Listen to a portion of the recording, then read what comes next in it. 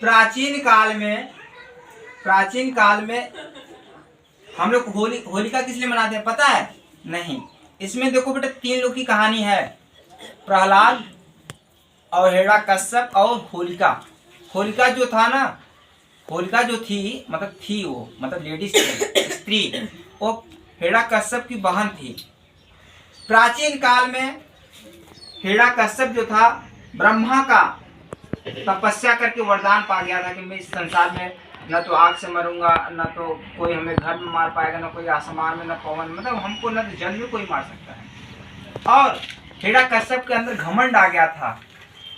घमंड इस चीज की आ गया था कि हमें संसार वरदान पा गया हूँ, मुझे कोई नहीं मार पाएगा। उस समय सभी नागरिक गांव के जितने लोग थे हिरण्यकश्यप को सब पूजते थे, पूजा पाठ करते थे, क्योंकि वरदान मिल गया था, श्रेष्ठ था वो। लेकिन उसी बीच उसके घर में, हिरण्यकश्यप के घर में एक प्रहलाद नाम का पुत्र उत्पन्न हुआ, यानी उसका एक बेटा हुआ प्रहलाद, हिरण्यकश्यप का। और जब कुछ समय बीता तो जो प्रहलाद था वो अपने पिताजी का पूजा न करके विष्णु भगवान का पूजा करता था। प्रहलाद किसका? विष्णु भगवान। तो हिरण्यकश्यप कहता था सभी गांव के लोग हमारा पूजा करते हैं, हमारा ही बेटा हमारा पूजा नहीं कर रहा है। उसको बहुत चिड़चिड़ापन होता था हिरण्यकश्यप को, सब गांव वाले मुझे पूज रहे हैं और मेरा बेटा ही मुझे नहीं पूज रहा है। तो कई बार हिरण्यकश्यप अपने बेटा को समझाया, कई बार समझाया कि यार देखो ऐसा मत काम करो। तो सब गांव वाले भाई मुझे श्रेष्ठ मानते हैं, तुम भी मानो। लेकिन प्रहलाद जो था विष्णु भगवान का भक्त था, वो विष्णु भगवान को मानता था दिल से अपने। कई बार समझाने के बाद प्रहलाद नहीं माना, तो हिरण्यकश्यप जान से मारने की धमकी दे दी। कई बार प्रयास किया लेकिन प्रहलाद मारा नहीं। उसी बीच उसकी बहन, किसकी बहन? हिरण्यकश्यप की बहन आ गई। हिरण्यकश्यप की बहन कौन थी? होलिका थी। जो हम होलिका मनाते हैं ना, वही हिरण्यकश्यप की बहन होलिका थी।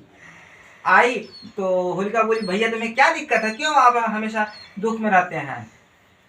लेकिन हिरण्यकश्यप था बताया अपना बहन से, यानी होलिका से बताई कि देखो ये सब गांव के लोग मुझे पूछते हैं, लेकिन मेरा ही बेटा प्रहलाद मुझे नहीं पूछ रहा है। तो होलिका बोली कि भाई क्या बात है बताओ। होलिका बोली अपने भाई से। तो उसका भाई बोला कि देखो इसको जान से मारो, यानी हमारे बेटे को जान से मार दो। तो होलिका बोली ठीक है भाई, तो मुझे भी वरदान मिला है, मैं आग में कभी नहीं जल पाऊंगा। तो उसके बाद जो हिरण्यकश्यप के जितने सैनिक थे, हिरण्यकश्यप सैनिकों को आदेश दे दिया सभी सैनिक चीता का प्रबंध किया जाए। चीता मतलब लकड़ी इकट्ठा जो हवा के उसका प्रबंध किया जाए। अगले दिन उसका जब पूरी तरह से रेडी हो गया तो होलिका जो थी अपने भतीजे यानी प्रहलाद को लेके चढ़ गई, किस पे? उस पे चीता पर चल गई। अब लेकिन सबसे बड़ा भक्त कौन था? प्रहलाद, विष्णु भगवान का। जब आग लगा होलिका में, प्रहलाद बच गया, होलिका जल गई। तो उसी दिन से फागुन माह के पूर्णिमा के दिन हम लोग होलिका मनाते हैं, यानी बुराई पर अच्छाई का जीत। यानी घमंड आ गया था हिरण्यकश्यप का। हिरण्यकश्यप को घमंड आ गया था कि यार सभी गांव के लोग मुझे पूछते हैं, मेरा बेटा मुझे नहीं पूछ रहा है, लेकिन उनका बेटा विष्णु भगवान का भक्त था। अब सोच लो प्रहलाद नहीं जला, होलिका को वरदान था, लेकिन वो घमंड में चली गई, अपने भतीजों को लेके चीता पर खड़ी बैठ गई। होलिका जल गई और प्रहलाद बच गया। यानी बुराई पर अच्छाई की जीत होती है, इसलिए हम उसी फागुन माह की पूर्णिमा के दिन होलिका मनाते हैं।